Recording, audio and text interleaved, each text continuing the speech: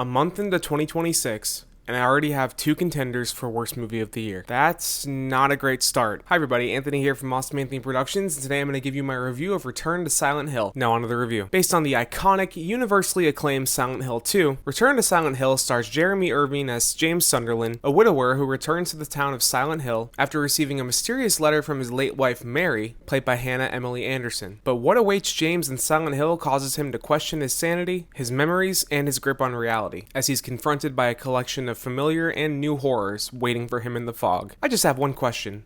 What the hell went wrong with this series? The Silent Hill games are some of the most effective survival horror experiences ever made. I haven't played Silent F, but I played most of the first game, all of the second, and unfortunately I've seen the previous 2 films. And I genuinely do not understand how you can have so much incredible source material and still mess this up that badly. It's very clear that director Christoph Gans, who did this and the first Silent Hill movie, has played the games. He understands, at least on a visual level, what makes Silent Hill look like Silent Hill, which leads me to probably the only positive thing I can say about this movie. Shoddy CGI and green screen aside, Return to Silent Hill actually does look like Silent Hill. A lot of these designs look like they were lifted out of the recent remake, and I won't lie, seeing them pop up on screen will definitely make the fans smile for at least a second. But here's the problem.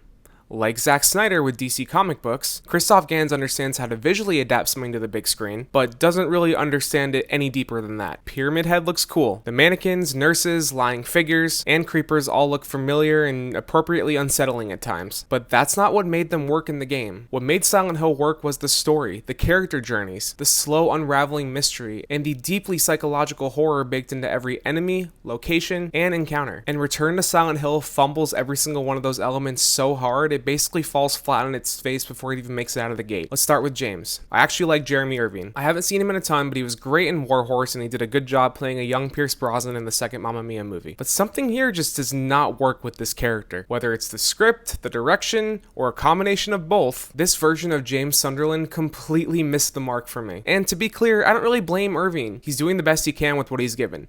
It's just unfortunate that what he's given is this. Instead of portraying a quiet, emotionally detached man, suffering from repressed guilt and barely holding on to his sanity, this James is just sad looking.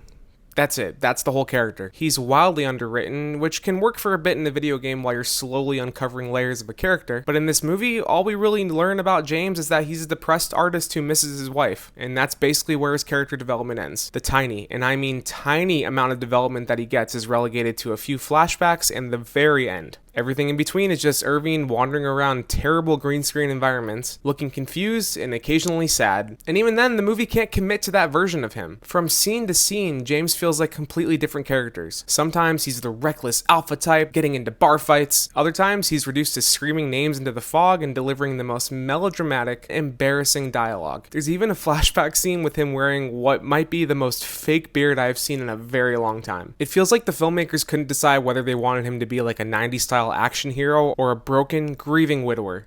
So they just did both, and neither of them worked really at all. That lack of consistency extends to his relationship with Mary as well. Jeremy Irvine and Hannah Emily Anderson have zero chemistry together. Their scenes are awkward, stilted, and unnatural, and neither of them ever sounded like real people having real conversations. And this is where the visual effects make everything worse. Almost every scene in this movie was shot on a green screen, and it is painfully obvious. Because of that, the actors feel completely disconnected from their environment and from each other, which makes it nearly impossible to emotionally invest in them. And then we get to the side characters. Iconic characters from the game like Eddie, Angela, Maria. No one said it would be easy. All of whom had very heavy thematic importance and meaningful character arcs, are reduced here to glorified cameos to add a little bit of creep factor. Any depth, nuance, or emotional weight they carried in the game is stripped away here entirely. And that same issue applies to the monsters. Everything that made these creatures meaningful, them being manifestations of guilt, repression, sexual frustration, fear, trauma, it's all completely gone. All of them are reduced to just jump scares or obstacles for James to fight in brief, poorly staged fight sequences. And none of this is helped by the absolutely awful, plasticky CGI bringing them to life. It's fan service done so lazily, it doesn't even function as fan service. And that's coming from someone who talked a lot of shit about a Minecraft movie and Five Nights at Freddy's too.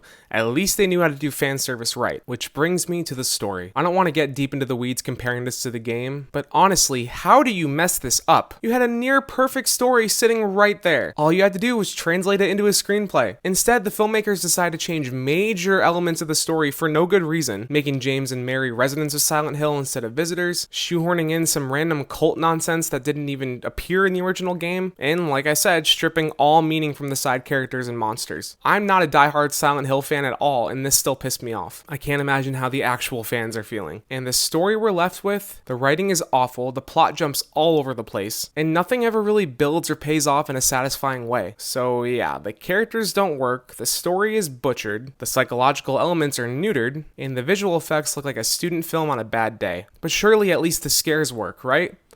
Nope, not even a little. The movie completely relies on cheap jump scares instead of building up tension and atmosphere, just content to throw loud noises at the audience just to get a reaction. And since all of the psychological horror was pulled from these monsters, nothing really lands. Everything just feels like empty imagery with no weight behind it. And again, I cannot overstate how bad the visual effects are here. Either you can't tell what's happening because of the bad lighting, or all you see is rough CGI and you can't help laughing at it. I could keep going, but I don't want this review to be 45 minutes long, so I'll wrap it up. This movie just sucks in almost every possible way. It destroys a near-perfect story, removes all psychological depth, turns iconic characters and monsters into hollow cameos and set dressing, features some of the worst green screen and visual effects I've seen in a while, is filled with awful, borderline AI-generated dialogue, and centers on a main character I never once cared about. Fan of the games or not, don't waste your time or money. And that's my review of Return to Silent Hill. Thank you so much for watching. Please like, subscribe, leave a comment, and I will see you next time for my review of Send Help, followed next week by what's hopefully a much better video game adaptation,